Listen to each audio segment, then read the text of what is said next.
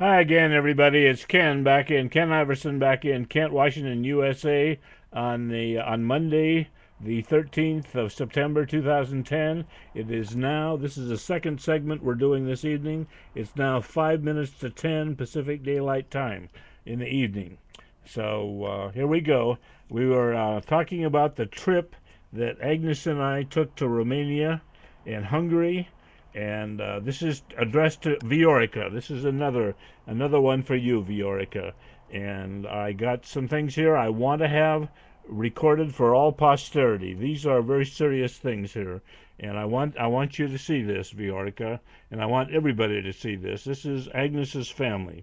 This is Agnes looking sort of sad there, and this is at a cemetery in Vaucaul in Transylvania, and that's where Agnes's mother and some of her brothers are buried. I believe sisters too, at this cemetery in Vaucaul. This was in April of 2005 that we were there. So that's Agnes. This is Edita, Agnes's niece, comforting Agnes as she is leaning on the headstone. I believe that's her mother or her brother. I'm not sure which one. You can't see it. It's on the other side. That's Agnes and Edita. And you see Edita is being very comforting to Agnes there. Excuse me. This is the headstone for Georgi Nagy.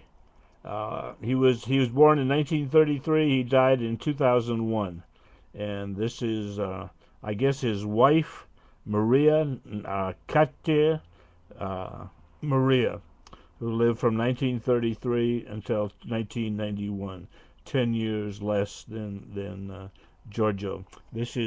That's Giorgio's. Like I said, I want to preserve these for posterity.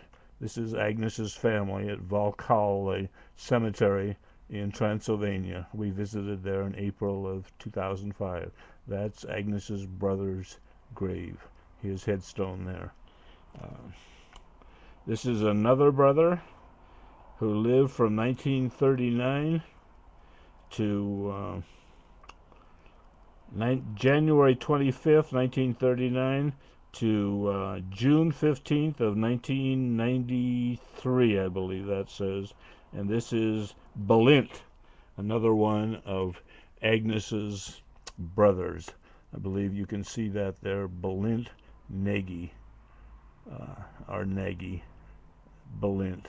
That's one of Agnes's brothers. This was a bittersweet time. She was visiting her brothers and sisters and mother, who was buried at the cemetery in Transylvania. So enough of the sad times. Let's. I mentioned that we were in Romania during the time that the Pope John Paul II, was dying, and Benedict XVI became Pope. That's on Romanian television. We were in the same time zone as Rome, so we could watch the ceremonies for Benedict and also the burial of Pope John Paul II live. In the United States here, you had to watch it on a tape delay the next day. We were in the same time zone, or nearly the same time zone as Rome, and that's television right there. You can see, what does that say?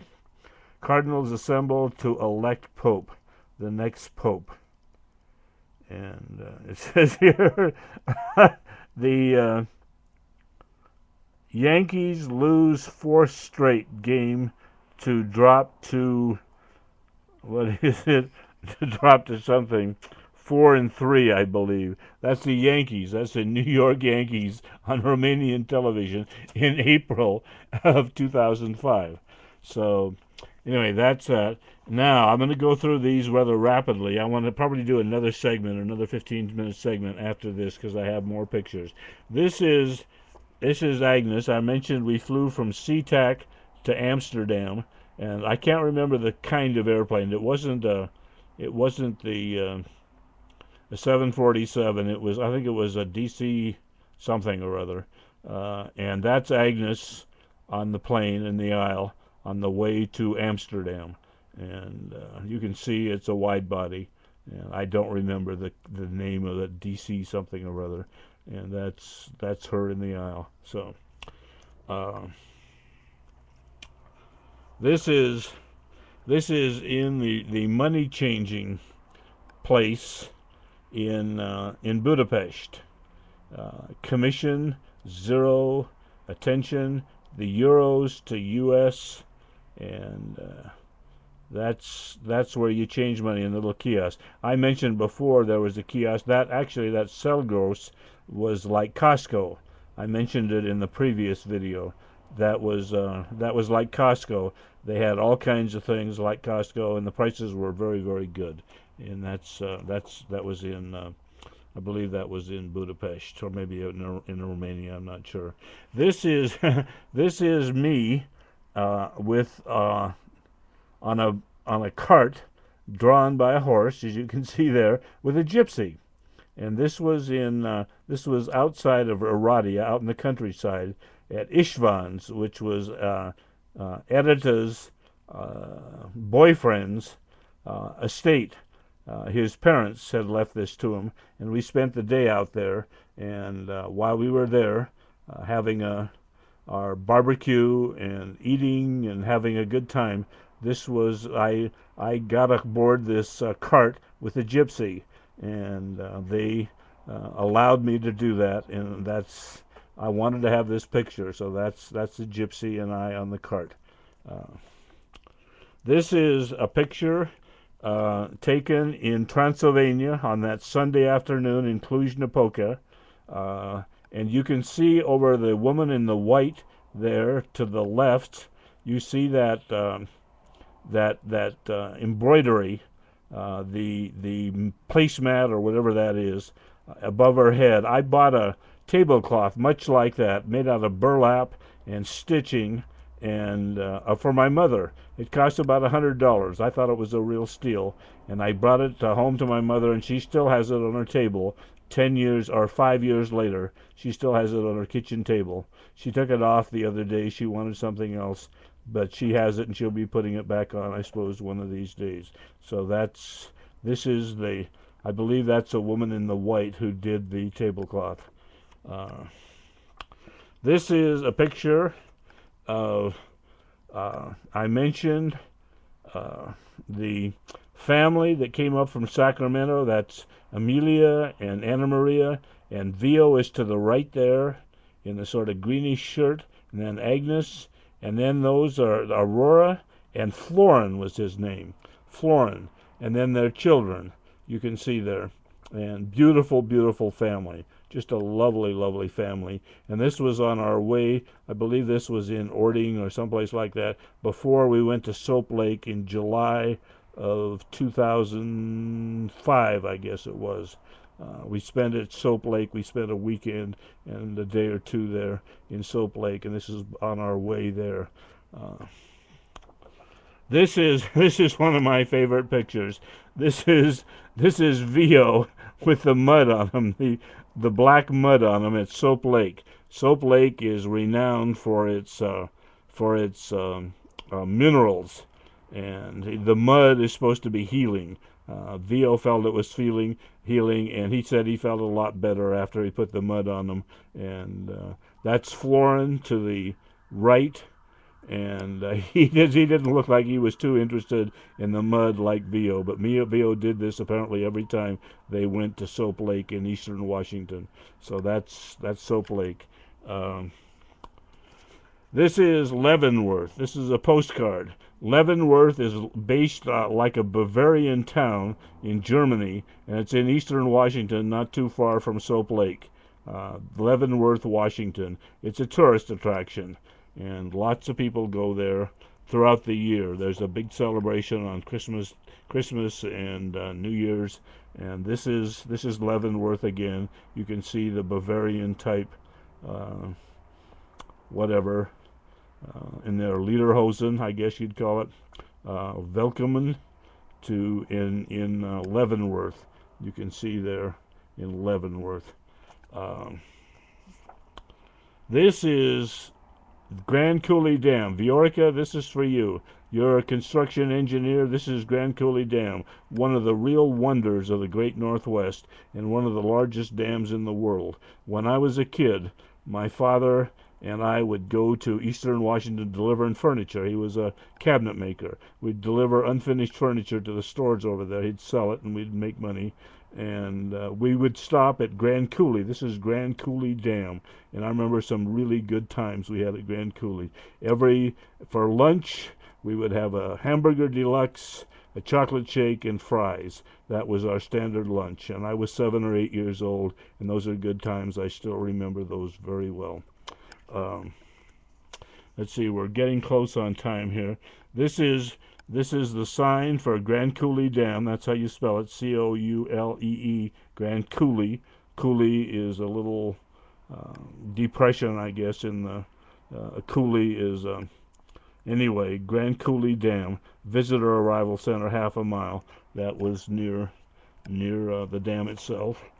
This is Vio. That's Agnes's son-in-law, Anna Maria's father, Emilia's husband, and this is at their place in Ording, and he is barbecuing. This is, I believe, I'm not sure if this was his birthday or what it was, but this was in Ording, and those were happier times. Times are not so happy now. This is Vio and Leah, Emilia, and Agnes out behind their house in Ording. And you can see the picnic table there, and I believe there's a bottle of wine, and I believe this was a birthday of some kind. I think may have been Vio's, but I'm not sure.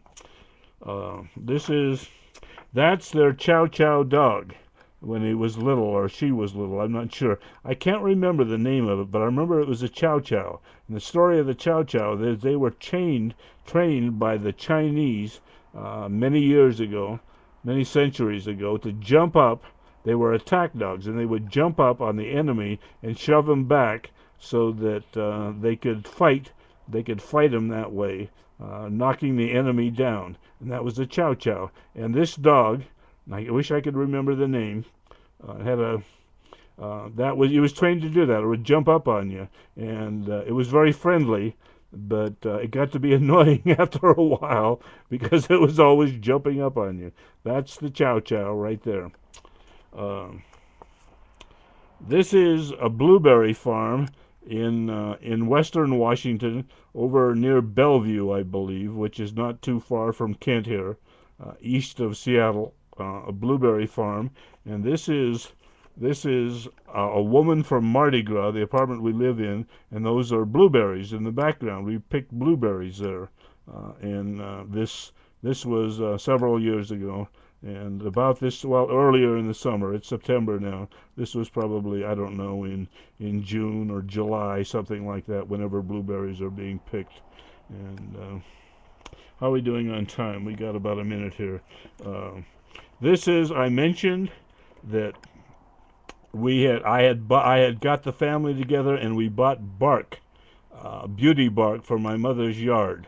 And you can see this is my family, most of my family there. You see, let's see if I can get this up here. Agnes is on the right in the white, and I am on the left with my arm around Lori Morton Allison, and this is the group that spread beauty bark that day, and that's after the work to the right.